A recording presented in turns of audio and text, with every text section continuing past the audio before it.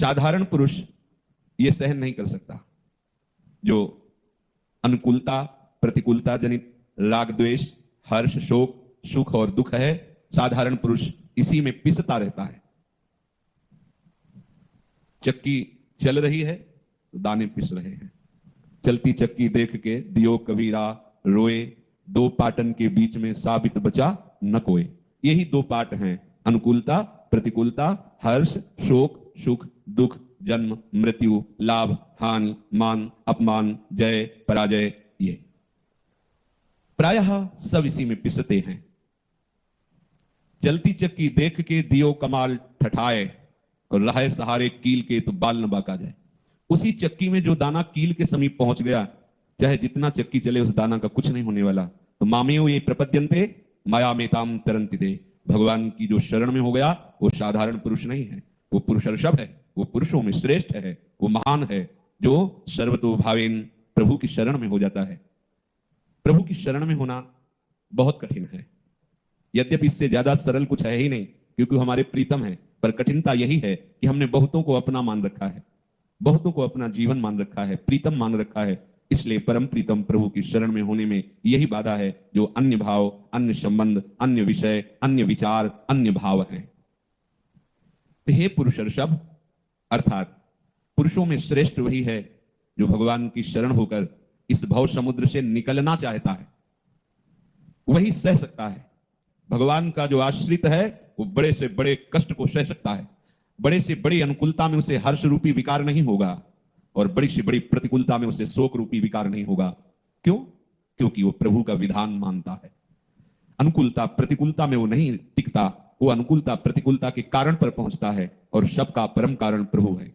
वो जब देखता है कि मेरे प्रभु के द्वारा ये अनुकूल या प्रतिकूल विधान किया गया है, और प्रभु के द्वारा किया हुआ विधान परम मंगलमय परम आनंद प्रदान करने वाला होता है, वो वर्तमान में भले आपको कड़वा लगे, परिणाम उसका बड़ा अमृतमय होगा। इसलिए वो भक्त हर परिस्थिति को भगवतमय समझ करके सह जाता है। तभी जोई जोई प्यारो करे सोई मोहि भावे, ये स्थिति तभी आती है।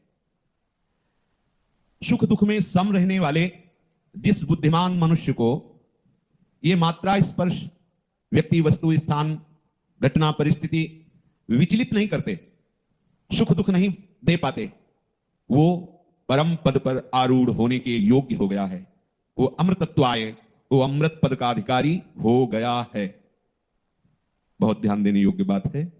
इसी अमृत पद के लिए हर संप्रदाय हर साधना पद्धतियों का वर्णन आचार्य महापुरुषों ने किया है। संप्रदायों की स्थापना और सिद्धांतों का वर्णन करके उस अमृत पद में स्थित होना, उस रस में डूबना, चाहे वो शांत भाव हो, चाहे वो दास्य भाव हो, या सख्य भाव हो, वात्सल्य भाव हो, या गोपी भाव हो, या सहचरी भाव हो, ये सब अमृत पद हैं। सम दुख सुखा धीरम, धीर मनुष्य सुख दुख में समान भाव रखता है। हमें धैर्य धारण ही करना पड़ेगा। जैसे हमें बहुत जोर का कोई रोग हो गया है और हमें दवा मिल रही है जो बहुत कष्ट दे रही है, कड़वी है, पर यह है कि इसे पा लेने से रोग नष्ट हो जाएगा, तो हमें कड़वी लगती है। उसके पाने से कुछ हलचल भी होती है, परेशानी भी लगती है, पर वो दुखी नहीं होता। ध्यान देना, कड़वा लगता है पर वो दुखी नहीं होता, क्योंकि उसके मूल में ये उद्देश्य है कि ये दवा हमें रोग से मुक्त कर देगी। यद्यपि दवा कड़वी है, उसको परेशानी भी लगती है, पर वो सह जाता है। क्यों सह जाता है? क्योंकि उसका उद्देश्य है रोग निवृत्ति। एक कांटा लगा हमारे पैर में, चुभ गया, अब वो बहुत कष्ट दे रहा है।